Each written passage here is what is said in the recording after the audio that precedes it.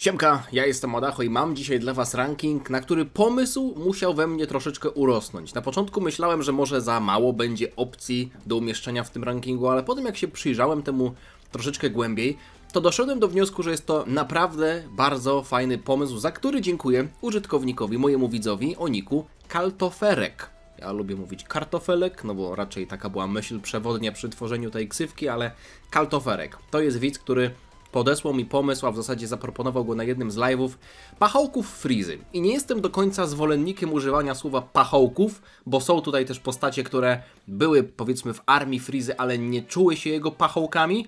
Natomiast to, jakie postacie znajdą się w tym rankingu, myślę, że zaraz zobaczycie, bo na początku patrzyłem na przykład na postacie pokroju Zarbona, Dodori, oddziału Ginyu, a potem zacząłem sięgać dalej, głębiej gdzieś tam pamięcią i znalazło się też tutaj dużo Saiyan. Chociażby też Saiyanie, których znacie bardzo dobrze.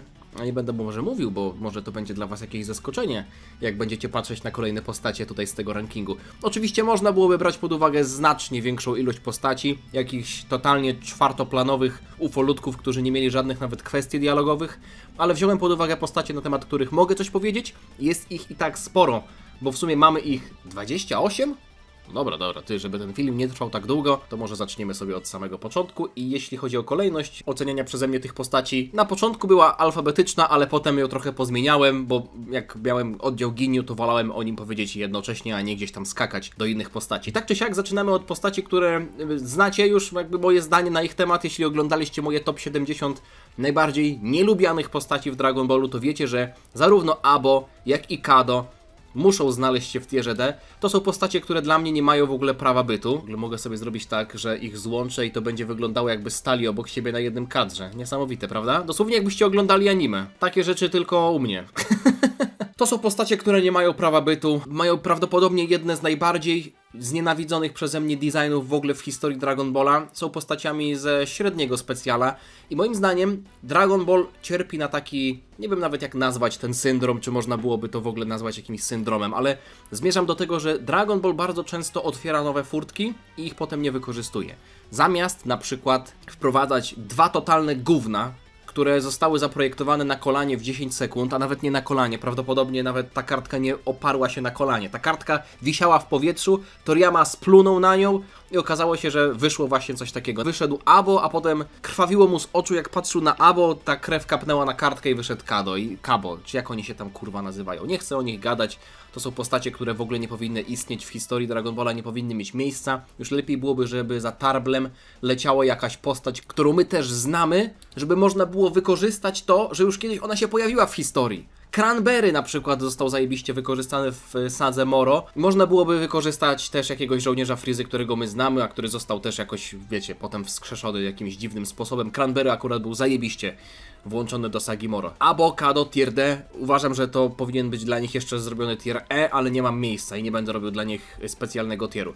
Powiem wam, że średnio zaczynamy, bo mamy tutaj postać Apula. I tak jak postać Apula pod kątem designu mi się podoba, w sensie to nie jest złożony design, ale mamy tutaj gościa, który przynajmniej wygląda odrobinę inaczej. To nie jest twarz, która bardzo zapada w pamięć, to jest typ, który absolutnie niczym nie zaskarbił sobie prawdopodobnie niczyjej sympatii.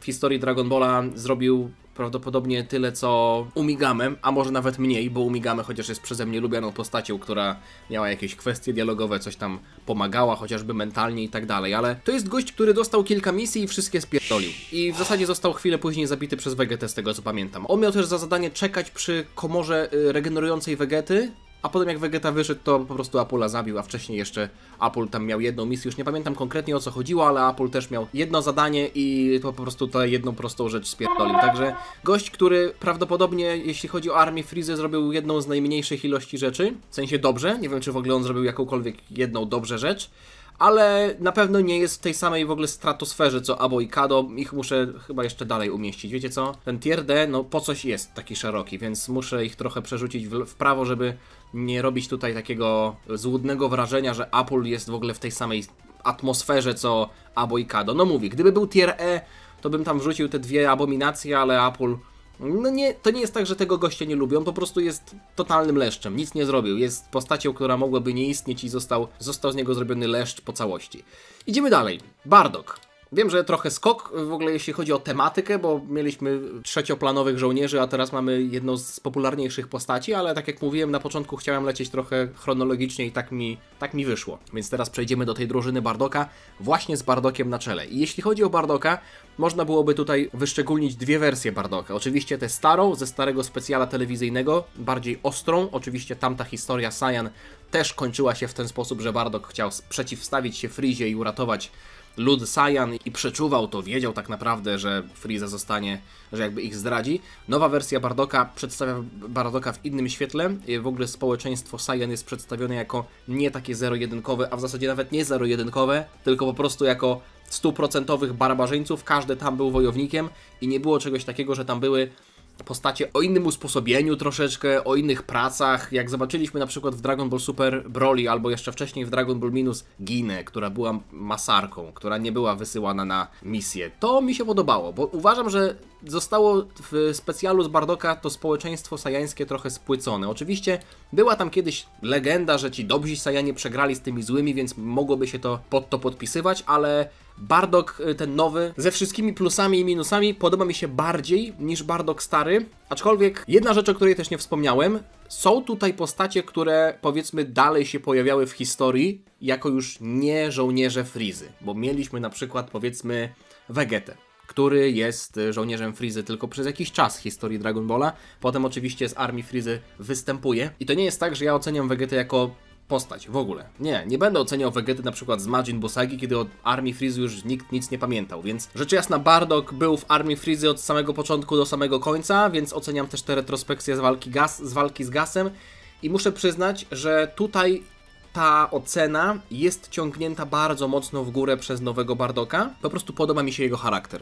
Podoba mi się jego zacięcie, taki poważny charakter. Chciałbym kiedyś zobaczyć sagę, w której Goku będzie chociaż trochę przypominał Bardocka. Jeśli mielibyśmy wymienić jakiś minus Bardocka, tego starego na przykład, to w jaki wulgarny sposób określił swojego syna. Nawet Fasza mówiła, żeby poleciał odwiedzić swojego syna nowonarodzonego, a ten mówił, że po prostu to jest jakiś śmieć, którego nawet nie chce widzieć. Więc mimo wszystko Bardock nowy tutaj trochę śrubuje tę ocenę, ale to nadal jest rewelacyjna postać z genialną historią, z bardzo wzruszającymi scenami. To jest miejsce, do którego ten gość musi po prostu trafić. Teraz będziemy oceniać starą drużynę Bardocka, czyli zaczynamy sobie od Borgosa. Tak naprawdę mógłbym nawet ocenić go razem z Shugeshem. To są dwie postacie, które raczej nie miały żadnej dużej roli. Shugesh powiedział jedną kwestię, Borgos raczej się nie odzywał. Jeśli chodzi o tę japońską wersję, bo jak to wyglądało w dubbingu, z tego co kojarzę, Borgos w dubbingu powiedział jedną rzecz, ale jeśli chodzi o japońską wersję oryginalną, Borgos był po prostu takim milczącym gościem, który potem razem z Shugeshem zresztą został wybity przez Dodorię. Oni sobie byli na tej planecie, nie pamiętam już, czy to była planeta Kanassa, czy planeta Mid. Wydaje mi się, że planeta Mid, a może na planecie Kanassa, już nie pamiętam dokładnie. Ale generalnie to były postacie, które albo nie miały kwestii dialogowych, albo miały kwestie dialogowe tylko jedną, potem zostały jako pierwsze tak naprawdę zniszczone przez oddział Dodori, bo tam Dodoria oczywiście był z kilkoma pachołkami i nie stawili mu żadnego oporu. Nie wnieśli dużo do historii, ich designy są... No, tutaj już jest kwestia gustu, jeśli chodzi o te fryzury albo o tego wąsa. Shugesh to jest taki, jakby połączyć Nappę z Gracjanem Rostockim troszeczkę. Tak mi się wydaje, że Shugesh. A Borgos ma fryzurę taką, jakbym miał ja, jakbym nie golił się na przykład przez rok, a potem kopnąłby mnie prąd i przy okazji jadłbym 5000 kalorii dziennie. No to są takie bardzo mocne designy. Oczywiście Shugesh jest też postacią taką memiczną, jeśli chodzi o społeczność Dokana, ale raczej nie będę tego brał tutaj pod uwagę. To jest mocny tier C, te postacie za dużo w historii Dragon Balla nie zrobiły, więc nie jestem w stanie ich dać jakoś szczególnie wysoko. Po prostu nie przypadły mi do gustu za bardzo. Idziemy dalej, Fasza. To jest postać, która już, o której można powiedzieć ciepłe słowo. W zasadzie już nawet powiedziałem w kontekście Bardocka. To była kobieta, która była w stanie znaleźć w sobie jakieś takie ciepłe emocje albo jakiś taki matczyny instynkt, żeby namówić Bardocka do tego, żeby ten poleciał na Vegetę odwiedzić swojego nowonarodzonego syna. Fakt, że Fasza zwróciła się w ten sposób do Bardocka, podobał mi się. Z drugiej strony podoba mi się też to, że w tej drużynie Bardocka była kobieta. Bo oczywiście ja nie mówię, że tak jak na przykład Ginę nie walczyła, to nie jest tak, że ja uważam, że wszystkie kobiety musiały nie walczyć w społeczeństwie sajańskim. Nie, uważam, że jeśli były kobiety predysponowane do tego, żeby być wojowniczkami, to bardzo fajnie zobaczyć coś takiego, bo chociażby jednym z takich fajniejszych punktów w ogóle Dragon Balla Super było to, że zobaczyliśmy Saiyan z 6. Wszechświata i że tam też były kobiety. Kaylee Califla, oczywiście kwestia mrowienia na plecach i tak dalej, no nie będę w to za bardzo wchodził, ale Saiyanki to jest, uważam, że taki nieoszlifowany diament, jeśli chodzi o Dragon Balla. Bardzo fajna furtka do tego, żeby zrobić coś, a Fasza jest taką protoplastą tego. Tej wojowniczej strony nie tylko Saiyan, ale również Saiyanek. Więc pod tym względem cieszę się, że taką Faszę zobaczyliśmy. Ona oczywiście też nie miała wielkiego wydźwięku w ogólnym rozrachunku w tamtym specjalu, ale te dwa aspekty, o których wspomniałem, czyli to wspominka o dziecku i fakt, że zobaczyliśmy ją jako kobietę, co pokazało nam to społeczeństwo Saiyan z innej strony, jakby w ogóle może nie tyle co społeczeństwo, co trochę rozbiło taki stereotyp o Saiyanach jako o brutalnych, wielkich, napakowanych mężczyznach, którzy tylko lubią się bić. Mieliśmy Faszę, która była kobietą, fajnie to kontrastowało z resztą drużyny. Idziemy dalej. Tora. Zdecydowanie prócz Bardoka najbardziej rozwinięta postać z tych wszystkich, które w tamtym specjalu się pojawiły. Oczywiście kwestia pochodzenia tej chusty Bardoka jest nam wszystkim znana, więc pod tym względem doceniam Torę nieco bardziej, bo został on rozwinięty i mogliśmy się jakkolwiek z nim bardziej zżyć. To był też gość, z którym Bardock mógł zamienić parę słów, kiedy Tora leżał już na łożu śmierci, ale Tory widzieliśmy po prostu więcej i myślę, że w jego przypadku ten czas antenowy po prostu działa na jego korzyść, bo tak jak w przypadku Shugesha i Borgosa ja nie wykluczam, że mógłbym ich polubić, gdyby odzywali się bardziej, tak po prostu Tora ten swój bardzo ograniczony czas antenowy, ale po prostu wykorzystał w miarę okej. I za to jestem mu w stanie dać tier A, bo to była też postać, która widać, że ma jakieś zalążki charakteru. W jaki sposób rozmawiał z Bardockiem, trochę z niego żartował, trochę tam się psztykali i to był gość, o którym chętnie bym dowiedział się więcej. Niestety się o nim prawdopodobnie nie dowiemy, bo Dragon Ball lubi wprowadzać nowe postacie, których potem nie rozwija, a potem znowu nowe postacie, których nie rozwija. Idziemy dalej. Jeszcze będąc przez chwilę w temacie sajańskim, jesteśmy w filmie Dragon Ball Super Broly. Jakby nie patrzeć, Broly i Paragus zostali zwerbowani przez Chile i Lemo, a potem zostali wdrożeni tak naprawdę, włączeni do armii Frizy, więc Broly też był żołnierzem Frizy. I opowiem wam tutaj o jednej rzeczy. Jest więcej postaci związanych z armią Frizy, albo podwładnych Frizy, których można byłoby w tym rankingu uwzględnić, na przykład Ginę, ale ona nie była żołnierzem Frizy, bo chciałem tutaj uwzględnić żołnierzy Frizy. Na przykład Ginę nie będzie w tym rankingu ze względu na to, że ona była masarką. Na przykład Berry Blue, ta taka denerwująca mała ufolutka, jej też tu nie będzie, no bo ona nie biła się. Oczywiście na przykład Chile też się nie biła, ale ona była jakby żołnierką, tylko taką, która się trochę opierdalała, więc nie widzieliśmy jej, żeby się szczególnie biła, ale widzieliśmy jak strzela z pistoletu i tak dalej. Potrafiła się bić. Tak czy siak, Broly z Dragon Balla Super Broly to jest moja preferowalna wersja Broly'ego w porównaniu do tego z Dragon Balla Z. To nie jest tak, że ten Broly z Dragon Balla Z jest przeze mnie jakoś szczególnie hejtowany. Uważam, że te filmy raczej wypadają blado na tle nowego Broly'ego, ale to nie jest tak jak powiedzmy 5 lat temu, że będę was trollował i mówił, że Broly z Dragon Balla Z to jest totalna porażka i tak dalej. Nie, jakby lubię czasem potrollować, ale Broly'ego z Dragon Balla Z dzisiaj omawiać nie będziemy, więc wam dzisiaj daruję. Broly z Dragon Balla Super i tak podoba mi się bardziej ze względu na swój bardziej złożony charakter i dużo osób zarzucało mu to, że jest że jest płaczkiem, który tylko krzyczy. Przepraszam, wolę gościa, który ma przynajmniej wytłumaczone to lepiej, dlaczego on jest taki, jaki jest. Bo 40 lat spędził na planecie tylko ze swoim ojcem, z którym prawdopodobnie za dużo nie gadał, bo gdybyśmy widzieli Broly'ego wygadanego, to można byłoby zakładać, że też jakieś lekcje mu Paragus przeprowadzał. To był gość, który był wychowywany z myślą o tym, że jest tylko narzędziem zemsty i miał to gołębie serce. Ja mam słabość w Dragon Ballu i w ogóle do takich łagodnych, chciałem powiedzieć, olbrzymów. Nie mórz, tylko olbrzymów.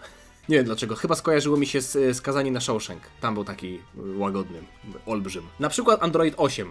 To jest też taki wspólny pierwiastek z Brolym z Dragon Balla Super, czyli duża postać, silna postać, ale o takim łagodnym usposobieniu, która nie lubi walczyć na przykład. Broly z Dragon Balla Super nie lubił walczyć. Android 16 też na przykład jest podobny, jakby pisany w podobnym klimacie. Tego gościa można lubić, można go docenić za to, co przeżył, można docenić jego historię i można go podziwiać, jak walczy. I można podziwiać jego talent. Jestem naprawdę wielkim fanem Broly'ego, więc ze względu na to wrzucam go do tieru, ale troszeczkę niżej niż Bardock. Wrzucam go do tieru S. Złożoność charakteru Bardocka tutaj mi się wydaje, że przeważa. I tutaj mówię, ten Bardock z Dragon Balla Super i to, czego się dowiedzieliśmy chociażby w Sadze Granoli na jego temat. Powiemy sobie o dwóch postaciach z filmu kinowego Dragon Ball Super Broly, czyli Chile i Lemo. To są postacie, które umieszczam obok siebie w rankingu, więc będę mówił o nich tutaj wspólnie. Powiem wam tylko jedną rzecz tak na start, że za każdym razem jak będę umieszczał Chile w jakimkolwiek rankingu, czy to rankingu moich ulubionych postaci, czy to rankingu postaci kobiecych, czy cokolwiek sobie wymyślicie, będę za każdym razem umieszczał ten kadr z Chile. Po prostu. Tak czy siak, Chile i Lemo przypadli mi do gustu. To nie były postacie, które jakoś wywołały we mnie wielką ekscytację. Jak myślę sobie o nich, to cieszę się, że są, ale to nie jest tak, że związane są z nimi jakieś gigantyczne, bardzo emocjonujące momenty, o których lubię sobie przypominać i które lubię oglądać po raz kolejny. Natomiast Chile i Lemo uważam, że akurat spełnili dobrze swoją rolę nowych postaci. Takich zupełnie nowych, bo mamy gościa i kobietę, którzy są w armii Frizy, ale pokazują nam trochę ten obraz rozbitej armii Frizy. Czyli Chile i Lemo niby są tam włączeni, ale Chile jest taką rebeliantką, która nie do końca jest wierna Frizie, a Lemo jest już starym typkiem, który jakby miał dostać jakąś jedną okazję, żeby zdezerterować, to by to w sumie zrobił i widzieliśmy, że to zrobił. Więc były to postacie, które już ze względu w ogóle na ich umieszczenie w historii jako żołnierzy Frizy, którzy nie do końca są wierni Frizie, automatycznie jakby dodało złożoności tym postaciom. One nawet nie musiały nic robić większego, bo już samą swoją obecnością i samym swoim przyporządkowaniem swojej roli w historii pokazywali nam coś, że armia Frizy jest w takim stanie przejściowym, że się odbudowuje, że są tam postacie, które nie do końca chcą tam być. Mimo wszystko Chile i Lemo i tak pokazali się z bardzo dobrej strony. Oczywiście końcówka historii, czyli zebranie smoczych kul, pomoc Broliemu i tak dalej, pokazywanie tych scen, kiedy Broly dostawał od nich wodę i batonika. To wszystko działało na ocieplenie ich wizerunku, więc ze względu na to, i oczywiście teraz są już na planecie Virusa, ale umówmy się, że nie są już teraz w armii Frizy, ale Frieza trochę ich może ścigać. Można byłoby zrobić wyjątek i wziąć pod uwagę tamte sceny chociażby z Super Hero, kiedy są już na planecie Virusa, bo uważam, że to jest świetne rozwiązanie, żeby oni polecieli na planetę Virusa. To jest coś, czego ja oczekuję na przykład w kontekście Gammy 1 i Hedo, żeby te postacie znalazły swoje miejsce w uniwersum Dragon Balla. Chile i Lemo znaleźli swoje miejsce na planecie Virusa. Świetnie to wygląda. Chile jest ładna dla Virusa, w oczach Virusa, więc może tam zostać. A Lemo jest dobrym kucharzem, więc świetnie, że te postacie zostały w ten sposób wykorzystane. Tier A. Idziemy dalej. Postać przeze mnie bardzo lubiana, aczkolwiek pewnie większość z Was o niej nie pamięta albo nie myśli na pewno na co dzień, czyli Cranberry. Gość, którego widzieliśmy w sadze Namek, ale potem niespodziewanie pojawił się w sadze Moro. I jego historia jest dla mnie dowodem, że Toyotaro, podejrzewam, że to Toyotaro robił. Nie wierzę, że to Toriyama pamiętał o takim gościu z sagi Namek i nie wierzę, że nawet gdyby go sobie przypomniał, to by był w stanie sobie przypomnieć, że tak naprawdę to Zarbon go zabił albo wyrzucił gdzieś tam do wody. Cranberry zmarł w tamtym momencie, ale potem życzenie, które padło w sadze Namek, żeby wskrzesić wszystkie ofiary Frizy i jego ludzi, również tyczyło się Cranberry'ego, bo został on zabity przez Zarbona, czyli żołnierza Frizy, a potem został przeniesiony na ziemię, a potem gdzieś tam uciekł, ale Jaco z Galaktycznego Patrolu go gdzieś tam złapał i w ten sposób trafił on do galaktycznego więzienia i w ten sposób zostało to powiązane z sagą Moro. Dla mnie to jest proste i genialne,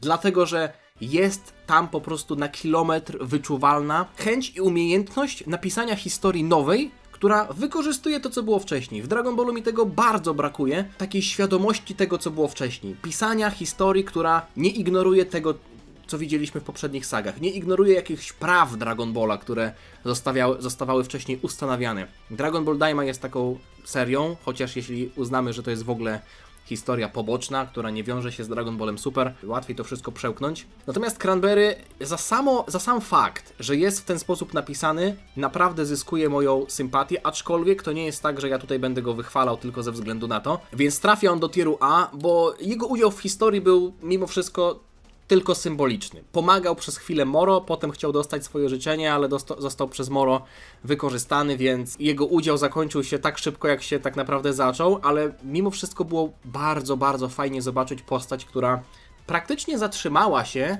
jeśli chodzi o swoje informacje, na czasie sagi Namek. To mi przypomina takiego na przykład człowieka, który idzie do więzienia na 25 lat i wychodzi do zupełnie innego świata po tych 25 latach. Na przykład ludzi, którzy nie potrafią korzystać ze smartfonów, albo nie wiedzą jaka jest sytuacja na świecie, nie potrafią korzystać z komputerów, nie potrafią się odnaleźć w dzisiejszym świecie. I Cranberry miał zalążek takiego człowieka, jak chociażby zobaczył Vegetę, który ma Super Saiyanina, ale też Super Saiyanina Blue, czyli boskie formy. Dobrze było na to patrzeć, mimo tego, że nie trwało to długo. I oczywiście Cranberry sam w sobie wielkiej roli w historii nie miał. Miał znaczącą, ale nie aż tak dużą. To i tak jestem w stanie docenić go za to, jaką częścią historii był. Tier A. Idziemy dalej. Kui. Postać, która raczej była postrzegana jako gość taki do bicia, chłopek do bicia. Jego design nie jest zbyt szalony. Powiedziałbym nawet, że jest dość ciekawy pod tym względem, że zazwyczaj takie rzeczy, które on ma na czole, na głowie, to są uszy postaci, a Kui ma normalne uszy i ma też takie uszy, powiedzmy, Jirenowe. Uszy ma Jinabu, uszy Freeze, więc pod kątem designu wygląda on zabawnie. Uważam, że to nie jest zbyt złożony design, ale myślę, że Kui broni się czymś innym. Miał on rolę w historii, która do tej pory chyba nie była tak naprawdę eksploatowana poza nim i Guldo. Czyli taki rywal Vegety z armii Freezy. Guldo tam miał swoje sprzeczki z Vegetą, co widzieliśmy w anime Dragon Ball Z, ale Kui mianował się takim arcyrywalem Vegety. I oczywiście został on szybko przez Vegetę spacyfikowany i spopielony. Bardzo polegał na skauterach, ale Vegeta był w stanie kontrolować swój poziom mocy. Nawet na końcu Kui próbował tam Vegetę, wiecie, odwrócić mu uwagę. Patrz, bocian leci! A Vegeta mówi: haha! Na Namek nie ma bocianów! I w ten sposób Kui dokonał żywota. Mimo wszystko doceniam w przypadku Kuja to, że była to postać pisana z jakimś pomysłem. To nie był żołnierz Freezy numer 57, którego po prostu ktoś, jakaś postać w jakimś momencie historii niszczy. I to jest jego udział, no nie? Bo takich było bardzo dużo. Kui miał swoją rolę w historii, aczkolwiek to nie jest postać, która zaskarbiła moją sympatię, ale sam fakt, że był on trochę inaczej napisaną postacią, jestem w stanie docenić.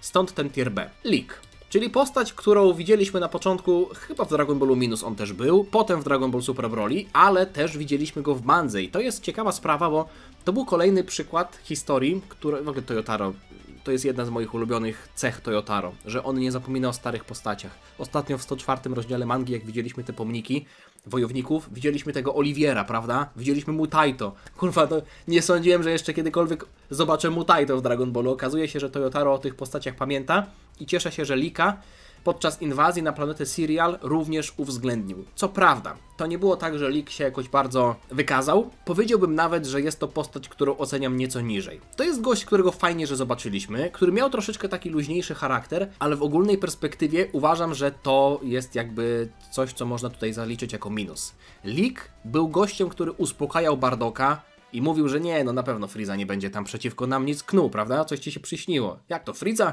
miałby bać się jakiegoś Saiyanina? Daj spokój, coś tam wymyśliłeś sobie. I gdyby Leak troszeczkę bardziej na poważnie podszedł do tego, co mówi Bardock, może inaczej by sprawa wyglądała, prawdopodobnie nie, ale przynajmniej zrobiłby na koniec lepsze wrażenie. Ze względu na to i ze względu też na to, że po prostu w sumie nie miał żadnych fajnych momentów, wrzucam go do tieru C, niżej niż Shugesha i Borgosa, bo ci akurat podczas walki z Dodorią od razu próbowali się stawiać, no byli skonfrontowani ze znacznie wyższą siłą, natomiast Leak trochę był takim frajerem, który był bardzo naiwny. Myślał, że Freeza nie może ich skrzywdzić. No i obudził się z ręką w nocniku, przed biurkiem króla Jemmy. Przechodzimy teraz na planetę Namek i na starą planetę Namek, na której odbywała się saga Namek. Na początku Zarbon i Dodoria. Zarbon to jest gość, za którym raczej nie przepadam. Dobrze o tym wiecie, że nie jest to gość, którego lubiłem, też chociażby ze względu na ten paskudny design. Myślę, że to on pełni taką niewdzięczną rolę postaci, która musi być takim antagonistą pomocniczym, który wygląda jak totalny brutal, wygląda brzydko i się go nie lubi. No nie wiem, czy są fani Dodorii. Czy są w komentarzach fani Dodori, tacy z krwi i kości, że na przykład macie figurkę Dodori? Kto z was ma figurkę w Dodori? Dodori w domu, na półce. Kto z was? Patrzy sobie na przykład na nią na półce i mówi: lubię tego gościa. Podobało mi się to, co on robił w tej historii. Podobało mi się to, jak na przykład ganiał za Krillanem i Gohanem, a potem jak na przykład walczył z Vegetą i błagał go o życie, chciał mu powiedzieć o tym, że Vegeta została zniszczona przez Freeza, albo że Freeza ma zamiar ich zdradzić, albo cokolwiek tam było, albo podobało mi się to, jak wybijał na meczan. Ktoś jest wśród was taki? Nie sądzę, chociaż może są wyjątki. Ja do takich osób się absolutnie nie zaliczam. Dodoria to postać, której nie lubię za bardzo, też ze względu chociażby na to, co robiła, bo patrzcie, są postacie, które były postaciami antagonistycznymi, takimi jak na przykład Cranberry albo Kui, ale oni mieli taki lepszy pomysł na siebie. A Dodoria był gościem, który pełnił rolę takiego przybocznego Freezy, na którego jak ja patrzyłem na to, co on robi, albo w ogóle jak na niego patrzyłem, bo jest brzydalem, to myślałem sobie, że byłoby dobrze, gdyby go nie było. Irytował, jak ganiał Gohana i Freezę, potem w walce z Vegetą nie pokazał absolutnie nic. No niestety, Dodoria, nie jestem twoim fanem. Nie trafiasz do różowego tieru, tak jak ty jesteś różowy, no bo można byłoby powiedzieć, że ja tutaj robię to jakieś uszczypliwości w stronę jego koloru. Nie robię takich rzeczy. Także trafia on do tieru C, chociaż można byłoby powiedzieć, na przykład patrzeć na Leaka i jego kolor i żartuję oczywiście. Także jak, idziemy dalej. Zarbon. No tutaj akurat w przypadku Zarbona muszę powiedzieć parę cieplejszych słów, na pewno więcej niż w przypadku Dodori, ponieważ jest to postać, która zdecydowanie więcej nam zaoferowała. Przede wszystkim wygrała na początku walkę z Vegetą, ale też pokazała nam swoją transformację. Mimo wszystko wykazał się on pewnym nieokrzesaniem, kiedy okazało się, że po pierwsze nie zlokalizował smoczych ul, a po drugie nie upewnił się, że Vegeta dokonał żywota. Nie chcę używać tak mocnych słów, bo potem YouTube to wyłapuje i mówi, a tutaj reklamki nie będzie na tym filmie, bo on mówi o takich brzydkich rzeczach. Więc musicie mi tę autocenzurę wybaczyć, ale wiecie wszyscy, o co chodzi. Tak czy siak, Zarbon, znacznie ciekawsza postać, znacznie ciekawsza też pod kątem designu. Oczywiście można się czepiać, że jestem jakiś stronniczy i że wolę postacie, które wyglądają ładniej. No tak, kurwa, oczywiście, że wolę postacie, które wyglądają ładniej. Można powiedzieć, że Zarbon wygląda nudniej? Nie, nie zgodzę się z tym. Zarbon swój taki ludzki wygląd nadrabia innymi cechami. Tą biżuterią, swoją fryzurą, możliwością transformacji. No to był gość po prostu ciekawy. Prosty, ale ciekawy pod kątem wyglądu. I tutaj jestem w stanie go docenić, chociaż też skończył żałośnie, tam błagał o litość i oczywiście dużo tam było takich scen w przypadku właśnie żołnierzy Armii Frizy, jak oni polegają mocno na skauterach, jak oni myślą, że Vegeta musi mieć na przykład 18 000 poziomu mocy, bo tyle miał przed przylotem na Ziemię i wiadomo, że skautery są nieomylne. Podczas kiedy, nie wiem czy w przypadku Zarbona, na pewno w przypadku Ginyu tak było, że Ginyu burał Jace'a, że ten za bardzo polega na skauterach. Nie jestem pewien, czy w przypadku Zarbona też tak nie było, ale to nie zmienia faktu, że to jest wysoki tier B. To jest postać, którą szanuję. To nie jest tak, że pałam do niego wielką sympatią. I wiecie, co teraz tak sobie przypomniałem? Że przecież Tao Pai mi dał figurkę Zarbona. To dla fanów Zarbona, przed chwilą mówiłem o figurce Dodori, no to patrzcie to. Czy jest ktoś z was, kto ma na półce figurkę Zarbona i może się pochwalić tym, że jest fanem Zarbona i patrzy na przykład na tę figurkę i myśli sobie, tak, jestem fanem Zarbona, kocham Zarbona. No to jeśli tak, to jest nas dwóch. Dzięki Ci, Tomek, jeszcze raz za tę figurkę. Tak sobie teraz przypomniałem, że ja przecież mam figurkę Zarbona. Niech ona sobie tutaj stoi. Moja osmarkana chusteczka niech Wam nie przeszkadza tutaj w podziwianiu tej figurki. Mogę ją postawić nawet trochę bliżej. No i wracamy do poprzedniej sceny. Także tak, Zarbon trafia do tieru B.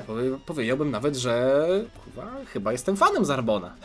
Oddział Ginyu. Zaczynamy sobie od Bartera. Raczej nie zrobił na mnie aż takiego dużego wrażenia, chociaż doceniam to, że miał on swoją unikalną cechę, czyli tę swoją prędkość. To była taka postać, którą mimo tego, że nie była ona przedstawiana jako postać gagowa, ja tak wspominam z uśmiechem, że ten gość mnie po prostu bawił. Sposób, w jaki on się zachowywał, zresztą z Jace'em te ich wspólne ataki, sposób, w jaki on się chwalił tą swoją prędkością.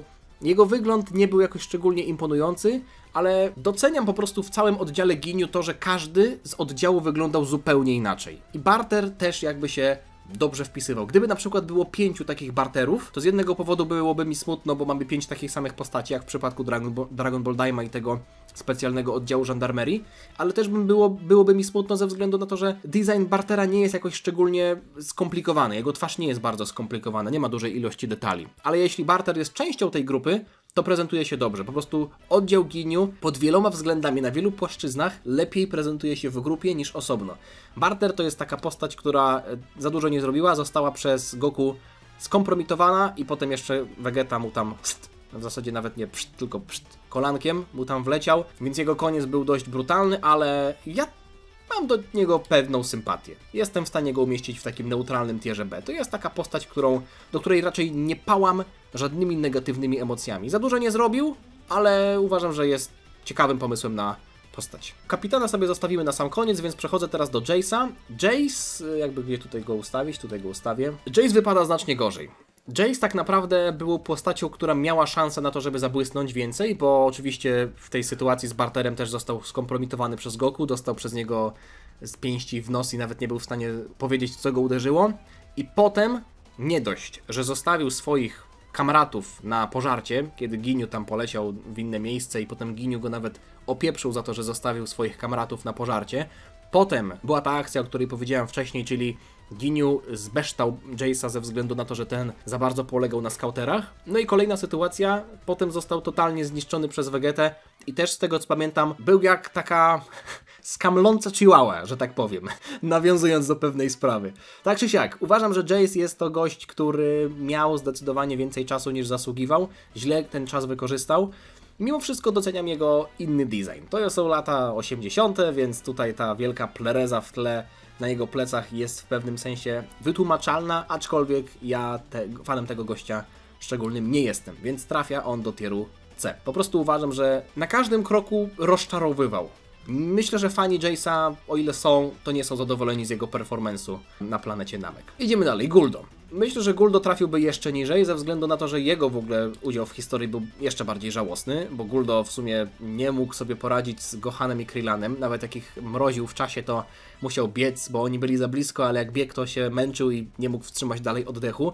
Potem oczywiście była ta akcja, że opiłował pień drzewa i rzucił nimi w Gohana, ale jak skończył, Vegeta wleciał i tego Guldo po prostu pozbawił głowy, więc mieliśmy oczywiście też sytuację jeszcze w retrospekcji, to było w anime Dragon Ball Z, kiedy Guldo się tam przytykał w noski z Vegetą, Vegeta go tam obrażał i mówił, że jak taki w ogóle czteroki ropuch może dołączyć do oddziału Ginyu.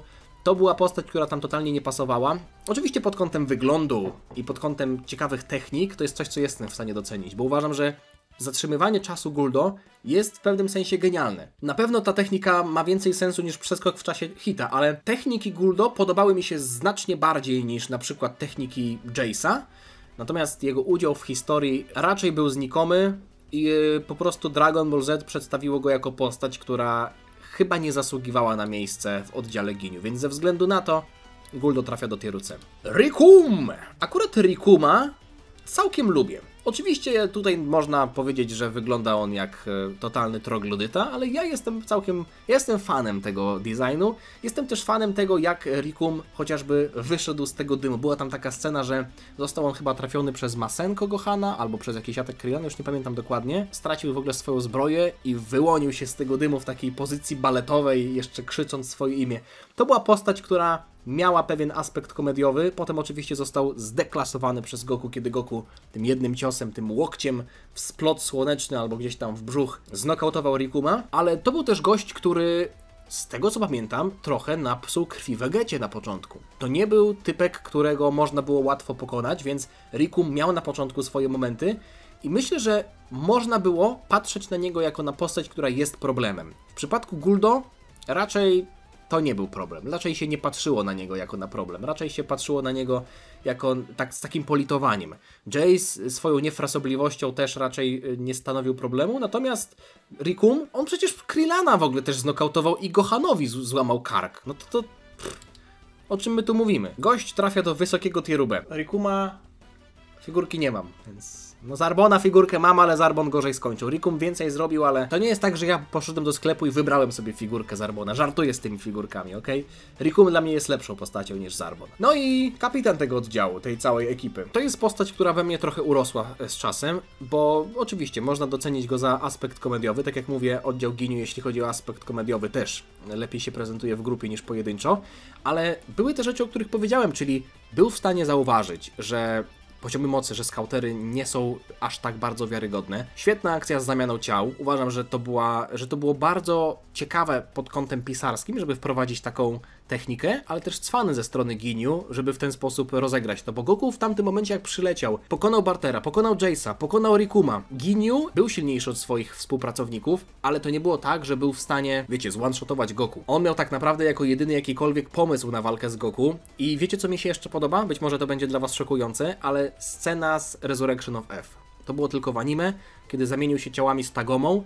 Uważam, że ta determinacja Ginyu, fakt, że on przez tyle lat w postaci żaby gdzieś tam żył na ziemi, w sadze Resurrection of F w anime Dragon Ball Super sprowokował Tagomę, żeby ten przeczytał to słowo change wypisane patykiem w piasku i zmienił się ciałem z Tagomą, to było genialne ze strony Ginyu. Muszę przyznać, że to było naprawdę imponujące, chociaż potem wiadomo, można byłoby powiedzieć, no ale na początku trafił w ogóle do ciała żaby. Goku się wtedy zachował jeszcze lepiej niż Ginyu. Ginyu myślę, że nie zakładał, że Goku znajdzie żabę pod ręką. To trochę Goku przyfarcił, bo ta żaba do niego po prostu podbiegła, więc no niech będzie. Tak czy siak, postać Ginyu dodała naprawdę bardzo dużo ciekawych motywów do historii, jeśli chodzi o techniki, jeśli chodzi o gagi, ale też o późniejsze jakby wykorzystanie go w historii w Dragon Ballu Super. Dość niespodziewane. Wysoki tier A. Wiadomo, że gdyby pozostał na tej swojej małej lili wodnej, to pewnie by nie trafił do zaświatów, no bo Vegeta chwilę później go spopielił. Wiecie, nie uda wam się 100% prób tych, których nawet nie podejmiecie, więc Ginyu, no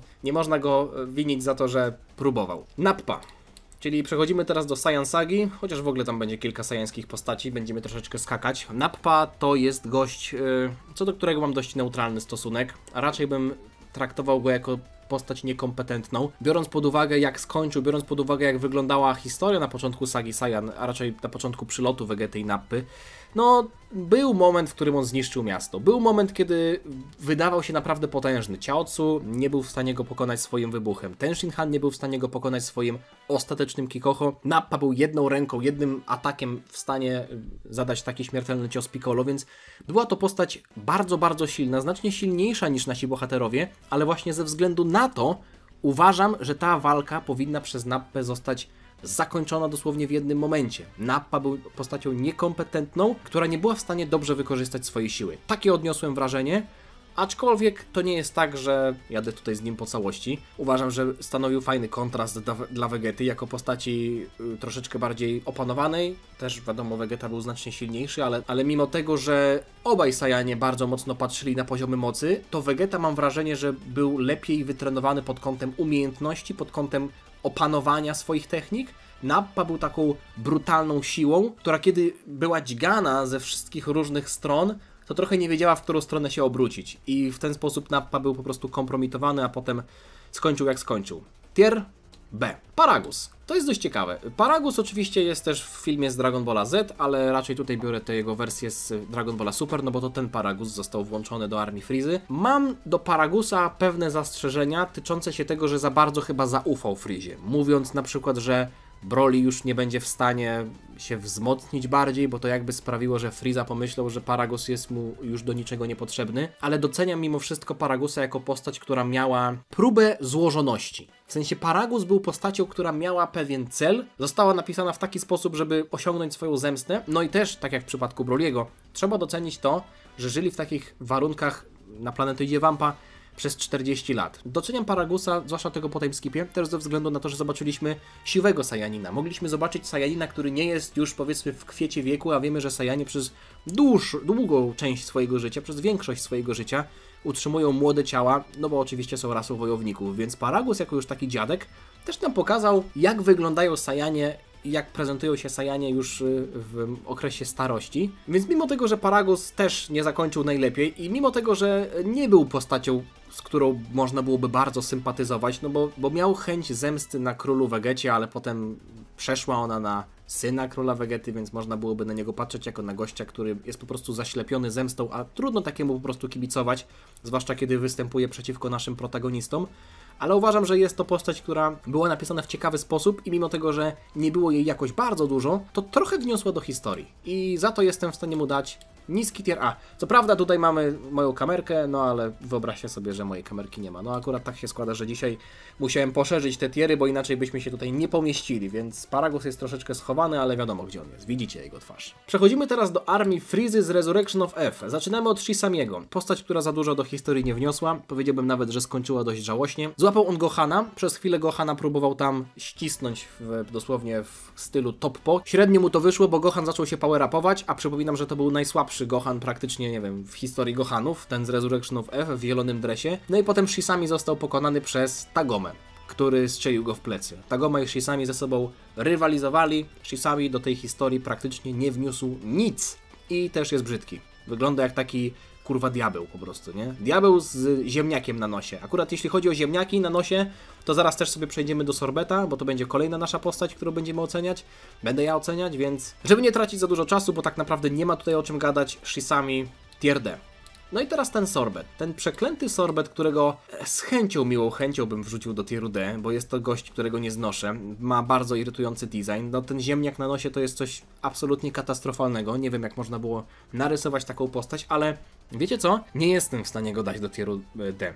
Ze względu na to, że tak jak w przypadku innych postaci, za którymi średnio przepadałem, jak na przykład Kui, czy nie wiem, Zarbon, byłem w stanie docenić to, że one miały jakiś wydźwięk dla fabuły, miały jakieś swoje taktyki w głowie, miały jakieś motywy, którymi się kierowały. Tak, tutaj muszę przyznać, że Sorbet, jako osoba, która poprowadziła tak naprawdę całą akcję wskrzeszenia Freezy, był postacią, który jakby zorganizował zbieranie smoczych kul, udało mu się to. To jest coś, o czym warto pamiętać. Więc uważam, że naprawdę trzeba mu oddać to, że jest w jakimś sensie inteligentny, bystry, mimo swojej niskiej siły był w stanie wykonać tak naprawdę wielką pracę. Oczywiście też był w stanie przestrzelić Goku tym pistolecikiem z eBaya, co można byłoby podpiąć pod katastrofalną fabułę albo pod niekompetencję Goku, ale jeśli mielibyśmy to spojrzeć na to z takiej perspektywy, że jest to sukces Sorbeta, tak, jak najbardziej. Jest to sukces Sorbeta. Gość przestrzelił Goku, który był na poziomie Super Saiyanina Blue.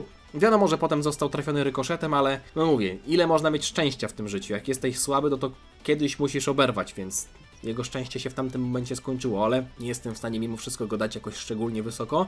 Daję go do wysokiego tieru C, bo to jest postać, której nadal nie lubię, ale gdybym miał oceniać tutaj tylko i wyłącznie moją sympatię, to myślę, że to byłoby niżej. Ja tutaj jakby doceniam to, co on po prostu dla historii zrobił, bo jak na swoje możliwości, to zrobił dużo.